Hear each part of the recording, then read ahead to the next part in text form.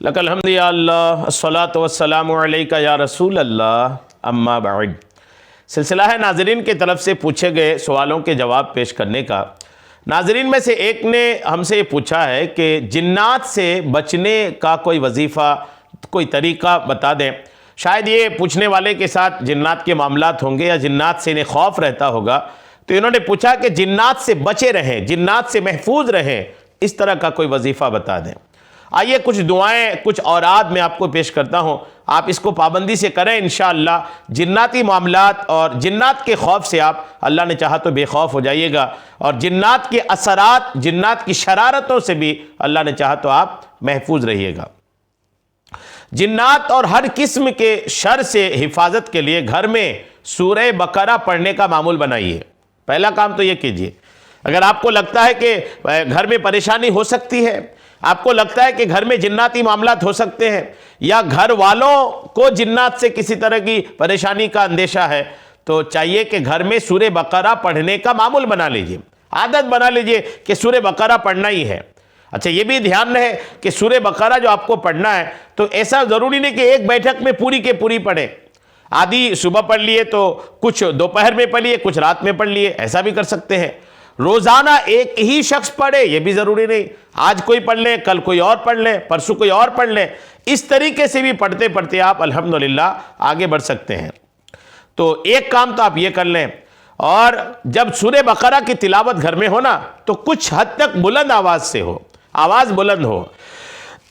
آواز اتنی بلند ہو کم سے کم کہ گھر کے کونے کونے تک سورہ بقرہ کی آواز پہنچ رہی ہو، یہ اتنا خیال کر لیں۔ اور یہ بھی خیال رکھیں کہ جب سورہ بقرہ کی تلاوت ہو اس وقت لوگ جو ہیں توجہ کے ساتھ سورہ بقرہ کی تلاوت ہی سنیں، جہاں تک تلاوت کی آواز جا رہی ہے تلاوت توجہ سے سنیں، یہ نہیں کہ دوسرے لوگ اپنی باتیں کر رہے ہیں اور سورہ بقرہ پڑھنے والے سورہ بقرہ پڑھ رہے ہیں، ایسا نہیں ہونا چاہیے۔ قرآن پاک کی تلاوت کے آداب میں سے، احکام میں سے ہے کہ اگر قرآن کی تلاوت کی آواز آ رہی ہے تو توجہ کے ساتھ تلاوت سننی پڑے گی۔ ایک تو یہ آپ کر لیں، اور پھر کچھ میں معمولات آپ کو عرض کرتا ہوں، یہ صبح و شام آپ اس کو کرتے رہیے گا۔ پہلا کام تو یہ آپ کو کرنا ہے کہ آیت الکرسی اور آخری 3 قل، آیت الکرسی اور آخری 3 قل جو ہے سورہ اخلاص، سورہ فلق اور سورہ ناس، آخری 3 قل اور آیت الکرسی، اس کو آپ صبح بھی پڑھ لیا کریں، شام بھی پڑھ لیا کریں، بہت زیادہ وقت تو لگنا نہیں ہے۔ پہلے آیت الکرسی پڑھ لیں، اس کے بعد آخری 3 قل پڑھ لیں، صبح و شام محفوظ رہیں گے۔ اس کے بعد ایک قرآن پاک کی آیت ہے، فَلَمَّا أَلْقُوا قَالَ مُوسَى مَا جِئْتُمْ بِهِ السَّحْرُ إِنَّ اللَّهَ سَيُبْطِلُهُ إِنَّ اللَّهَ لَا يُصْلِحُ عَمَلَ الْمُفْسِدِينَ، اس کو آپ پڑھ لیا کریں۔ اور تیسرا، اعوذ بکلمات اللہ التامۃ من کل شیطان وہامہ ومن کل عین لامہ، اس کو بھی پڑھ لیا کریں۔ اور ایک دعا اور بھی میں آپ کو عرض کرتا ہوں، اس کو پڑھ لیا کریں، اعوذ بوجہ اللہ العظیم الذی لیس شیء اعظم منہ وبکلمات اللہ التامۃ التی لا یجاوزہن بر ولا فاجر وباسماء اللہ الحسنى کلها ما علمت منها وما لم اعلم من شر ما خلق وبرا